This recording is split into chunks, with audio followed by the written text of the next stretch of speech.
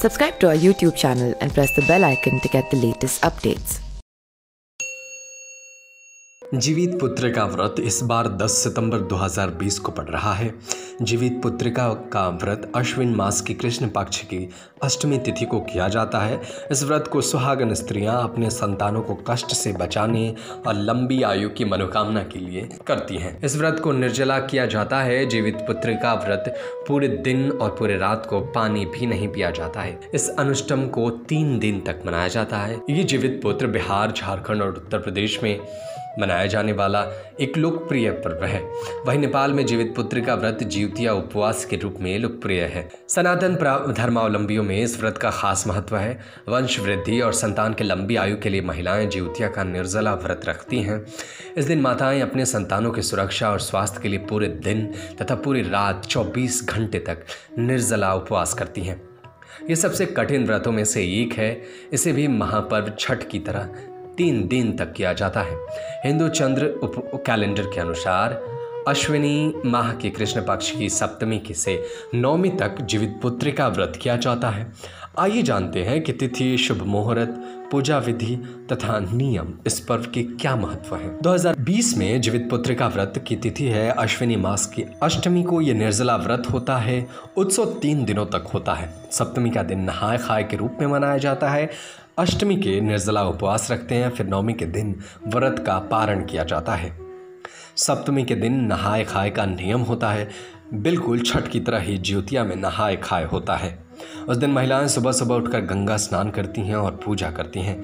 अगर आपके आसपास गंगा नहीं है तो आप सामान्य स्नान कर भी पूजा का संकल्प ले सकती हैं। नहाय खाए के दिन सिर्फ एक बार ही भोजन करना होता है। इस दिन सात्विक भोजन किया जाता है। नहाय खाए की रात को छत पर जाकर चारों दिशाओं में कुछ खाना रख दिया जाता है। ऐसी मान्यता है कि यह खाना चील सियारिन के लिए रखा जाता है। इस बार अश्विनी कृष्ण पक्ष की अष्टमी की तिथि 9 सितंबर की रात में 9:46 पर प्रारंभ होगा और 10 सितंबर की रात 10:47 तक रहेगा। 10 सितंबर को अष्टमी में चंद्रोदय का अभाव है। इस दिन ज्योतिया पर मनाया जाएगा। व्रत में से एक दिन पहले सप्तमी यानी 9 सितंबर की रात महिलाएं नहाय खाए करेंगी। गंगा सहित अन्य पवित्र नदियों में स्नान करने के बाद मड़ुआ रोटी, नूनी की साग और कंदा, झिमनी आदि का सेवन करेंगी। व्रती स्नान भोजन के बाद पितरों की पूजा भी करेंगे। नहाय खाए की सभी प्रक्रिया 9 सितंबर की रात 9:47 से पहले ही करना होगा, क्योंकि 9:47 के बाद अष्टमी तिथि शुरू हो जाएगी। ज्योतिया का व्रत पारण करने का शुभ समय 11 सितंबर की सुबह सूर्योदय से लेकर दोपहर 12 बजे तक रहेगा। व्रती महिलाओं को ज्योतिया के व्रत के अगले दिन 11 सितंबर को 12 बजे से पहले पारण करना पड़ता है। निर्जला व्रत के दूसरे दिन को खूर ज्योतिया कहा जाता है। इस दिन महिलाएं निर्जला व्रत रखती हैं और अगले दिन पारण तक कुछ भी ग्रहण नहीं करती हैं। व्रत तीसरे और आखिरी दिन पारण किया जाता है।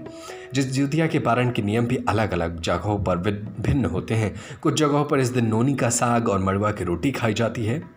यह जीवित पुत्रिका व्रत का अंतिम दिन होता है। ज्योतिया व्रत में कुछ भी खाया या पिया नहीं जाता है, इसलिए निर्जला व्रत होता है। व्रत का पारण अगले दिन प्रायः काल में किया जाता है। इसके बाद आप कैसा भी भोजन कर सकते हैं। ज्योतिया व्रत का पारण करने का शुभ समय 11 सितंबर की सुबह सूर्योदय से लेकर के 12 बजे तक रहेगी। व्रती महिलाओं को ज्योतिया व्रत के अगले दिन 11 सितंबर को 12 बजे से पहले पारण करना होगा। Subscribe to our YouTube channel and press the bell icon to get the latest updates.